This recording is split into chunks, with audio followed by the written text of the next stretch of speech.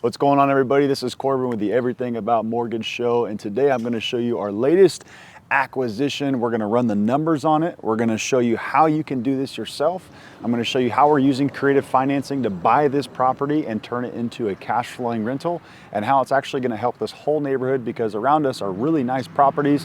This property is a little bit dilapidated, so we're going to bring the life back to this property, so to say, and make it something that stands out in the neighborhood, bring everybody's value up, and get some tenants in here. So just wanted to share this with you, and let's get started.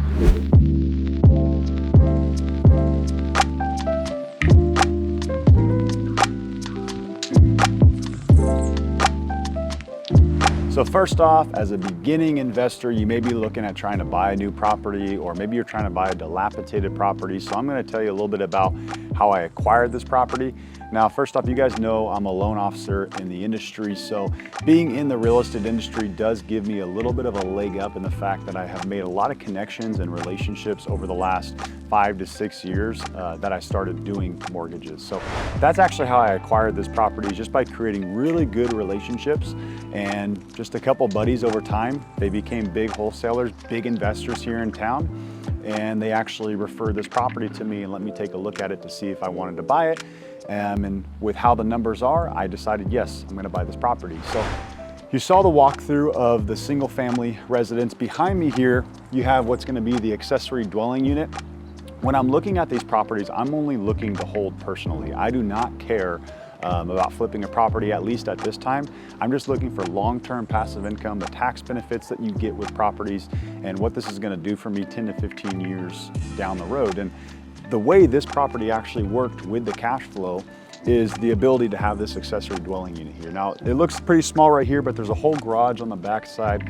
It ends up being about 400 to 500 square feet, which will add about another 800 to $1,000 a month in rent here in town, somewhere in that ballpark, which makes this property cash flow awesome. I purchased this property for about $225,000 roughly. As you can see, it needs some work. I have a budget set for around $50,000 or so. I could be slightly over budget, but this is with me contracting all the work out myself. If you go hire a contractor, you're most likely going to spend more than that.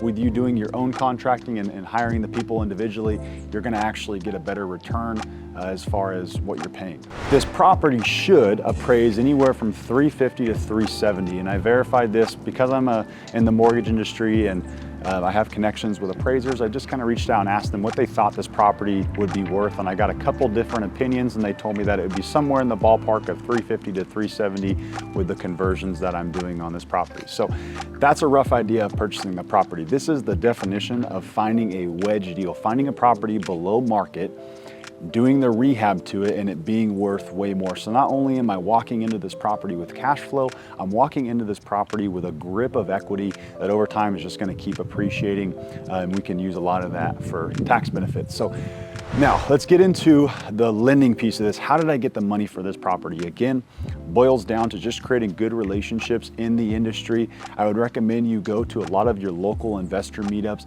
get to know the local investors in your area and create those strong relationships. I was actually referred a private money lender who was able to lend me 100% of the purchase price, which sounds crazy to people, and $50,000 in rehab. So I'm actually coming out of this with only about 9 to 10 grand in closing costs, insurance, and some other fees that I paid to the escrow company. Everything else is being financed through a private money investor. Because typically you're going to need a hard money lender, anywhere from 15 to 20% down, which is not a bad way, but it's a higher barrier to entry, so to say. Now, getting a private money lender to trust you with 100% financing and $50K requires a really good reputation and time in the market. But once you establish that, it opens up a lot of opportunity for you. That's how we acquired and funded this deal.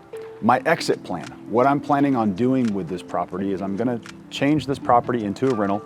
I'm gonna turn it into a conventional property. At this current time, I only own technically, I guess, 4 rentals, 3 rentals that are actively moving and have tenants in it, and then this new acquisition. So I can actually still do a conventional loan.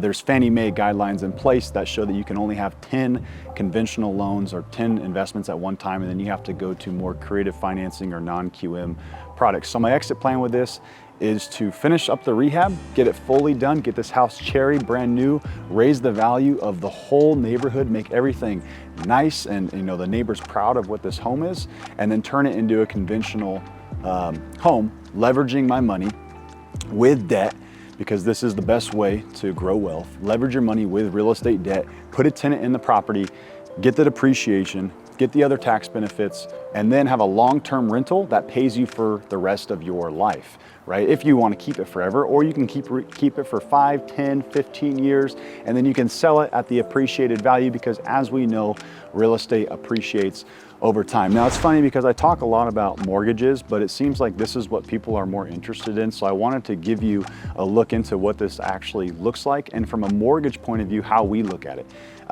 As long as this home appraises, which we have to look at that, and that's a risk that you take when you buy the property, I'm gonna be able to refinance this property, and my goal is to be in this property with only about 9 to 10 grand out of my own pocket. Everything else goes to the private, everything else is funded by the private money investor who covered the deal. Now, here's where the private money investor wins. He's making 12% interest and 2 points up front on this property.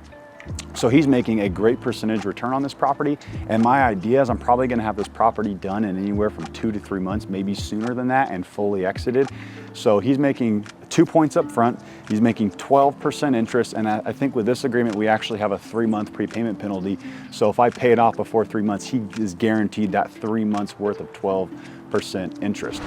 So after this is all said and done, the property is gonna have a monthly mortgage payment of about $2,400 a month with the current market's rates. With both of these properties rented out, I may get anywhere from $2,700 to the high end of $3,000 a month. So the property is right in the numbers that I need it. Now, long-term, we're gonna have rent increases, we're gonna have the appreciation of the property, and rates are also gonna eventually, hopefully, come down. So I'll be able to refinance this, lower the payment even more, and make that cash flow even better. Now that I've shown you the property and given you some rough numbers, what steps can you actually take to do something like this, especially if it's your first time and you're looking to get into the industry? First off, right now in this market, guys, things have slowed down quite a bit. So there may be some deals on the MLS. You may not need special connections or connections in the industry. You may be able to get with a realtor, tell them what you're looking to do, preferably a realtor that has investment experience and knows what to look for.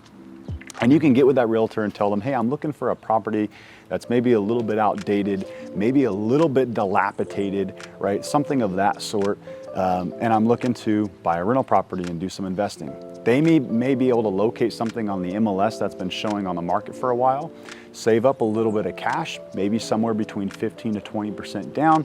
And if you actually have any questions on getting a hard money loan, you can reach out to me. I don't lend in every state, but I'm more than happy to help you find a hard money lender in your state. And if you are in California, Texas, Florida, or any of these other states, I can definitely help lend the hard money for you to purchase your first investment property. So these are some practical steps. The next steps I would take would be to get involved in investment groups in your area. I mentioned this at the beginning. You need to get around people that are doing this at a high level. You need to get around people that can teach you, can mentor you, can show you, and just absorb everything. Be super coachable. Oftentimes we go in with a closed mindset, worried that this person knows more than me, or our egos can get in the way. We need to make sure that we stay coachable and open to hearing what they have to say if you want to do something like this or grow in this side of real estate. So guys, hopefully this video helped you. Hopefully it was informative. If there's anything that I could add to this video to make it more valuable for you, let me know. Looking forward to catching you on the next one. Talk to you soon.